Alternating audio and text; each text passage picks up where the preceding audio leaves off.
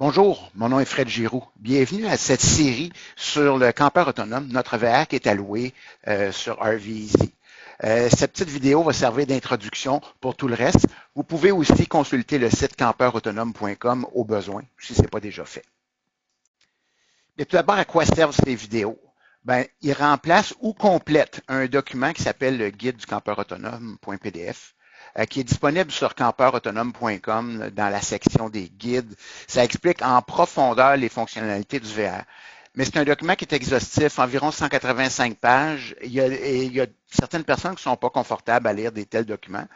Et en plus, c'est qu'il y a des choses qu'on ne peut pas bien expliquer ou complètement expliquer à travers un document. Ça prend du vidéo. Alors, c'est ça qui explique la présence des vidéos. Que ce soit le guide ou les vidéos, ben, ça remplace toute la session d'explication de la prise en charge du VR. Si vous ne lisez pas le document ou vous visionnez pas les vidéos, ben, ça peut prendre jusqu'à 3 heures, puis là, c'est votre départ en vacances. Vous avez hâte de partir, puis j'ai créé tout ça dans le but que vous ayez une référence, vous puissiez, entre guillemets, étudier le tout avant de quitter. Fait que, il y a beaucoup de détails dans un VR, puis on veut que vos vacances se passent bien. Cela dit, il ne faut pas venir fou. Vous pouvez aller assez rapidement et dans les vidéos. Je me permets quelques suggestions. Ben, tout d'abord, si vous êtes un habitué des VR, il y a des sections qui vont aller très rapidement. Je pense entre autres à la gestion de l'eau, la gestion des égouts. Mais c'est quand même important que vous fassiez au moins un visionnement rapide ou une lecture rapide dans le guide pour comprendre les subtilités du campeur autonome. Puis si vous préférez lire le document, vous pouvez prendre note des passages qui sont moins compris pour peut-être ensuite visionner la vidéo. Ça peut être clarifier des choses. Et ne vous accrochez surtout pas dans les détails. Premièrement, les vidéos et le document demeurent disponibles pendant votre voyage. Il y a une copie du document qui est dans le VR en permanence. Les vidéos restent en ligne. Vous pouvez vous y référer n'importe quand. Cela dit, je pense que c'est important de regarder et de lire avant parce qu'une fois qu'on est pris avec la situation, si on n'a aucune idée de où retrouver l'information à ce moment-là et on ne l'a jamais vu, ben, ça peut être beaucoup plus long que si on a au moins survolé l'information initialement. Puis évidemment, il y a des sections qui vont vous être carrément inutiles. Si vous voyez en plein mois de juillet, c'est peu probable que vous ayez besoin de chauffage, par exemple.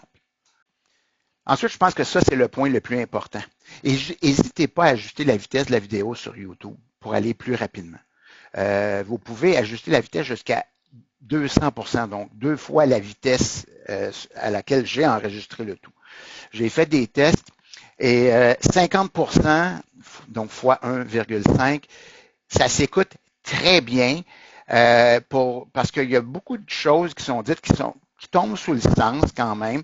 Donc, vous parcourez ça rapidement et puis vous allez avoir un bon résultat et dans certains cas, vous allez dire, ah là, ici, je vais ralentir la vitesse pour mieux assimiler l'information.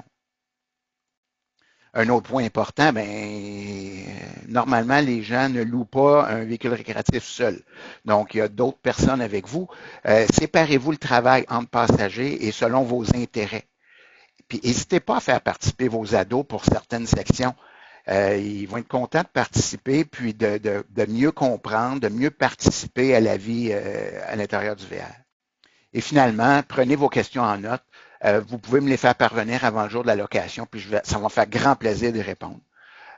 Puis il y a aussi peut-être des choses plus pratiques qui ne seront pas 100% claires, qui vont me faire plaisir de vous expliquer lorsque vous venez récupérer le VR. Donc, comment ajuster la vitesse de la vidéo pour ceux qui ne le savent pas? Alors, quand la souris est sur la vidéo, vous l'amenez vers le bas de la vidéo, vous allez voir apparaître la barre en bas. On clique sur la roulette, on va sélectionner vitesse de lecture et là, on va pouvoir la modifier. À mon avis, cette vidéo-ci est un excellent exemple pour le faire. Alors, je vous encourage à augmenter la vitesse à 1,5 fois la vitesse originale. Donc, quels sont les modules ou vidéos? Il y en a 14 et la 15e, ce n'est pas vraiment une vidéo, c'était plus des diapos, c'est des questions et réponses. Alors, je vous en parle rapidement. Donc, la première qui est sur la conduite, qui dure un peu plus de 29 minutes, vous donne des trucs pour la conduite elle-même, mais aussi des trucs sur la route, des choses qu'il faut savoir pour conduire un VR de cette taille. Ensuite, pour la mécanique, c'est pas que vous alliez faire de la mécanique, mais il y a quand même certaines choses qui peuvent être très pertinentes. Il y a beaucoup de choses quand même dans cette vidéo qui vont s'appliquer sur des voyages plus longs, mais quand même, allez jeter un coup d'œil. C'est suivi par nivellement et stabilisation. Celui-là est très important. Vous devez le visionner une personne, normalement le conducteur en chef, pour être capable d'utiliser les pistons hydrauliques. Ensuite, le petit monstre, je l'appelle l'électricité, 1h13 et des poussières sur l'électricité, la gestion électrique à l'intérieur du VR.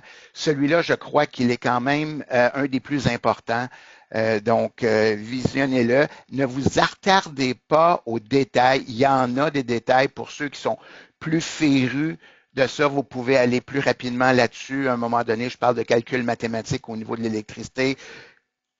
Si ça vous énerve les maths, ben c'est pas grave, le passer par-dessus. Suivi par le propane, la gestion du propane, qu'est-ce qui arrive avec ça, qu'est-ce qui fonctionne au propane, et ainsi de suite. On suit avec la gestion de l'eau. Ça, si vous êtes nouveau en VR, oui, c'est très important. Pour les autres, un peu moins, mais encore une fois, vous pouvez aller vite, peut-être le mettre à 2 fois la vitesse. Il y a quand même certaines particularités propres aux campeurs autonomes. C'est un peu la même chose pour la gestion des égouts, de savoir où sont les choses. Allez-y. Il y a aussi beaucoup de gens qui font des petites erreurs, à mon sens, avec la gestion des égouts, donc ça ne sera pas perdu. Point suivant qui est la cuisine. Ça, je dirais que c'est peut-être la personne qui va être en charge de la cuisine qui devrait vraiment regarder cette vidéo. Il y a quand même des points intéressants. On parle de ce qui est dans la cuisine, des accessoires et tout. Pas finalement, pardon, mais le prochain point, c'est les lits.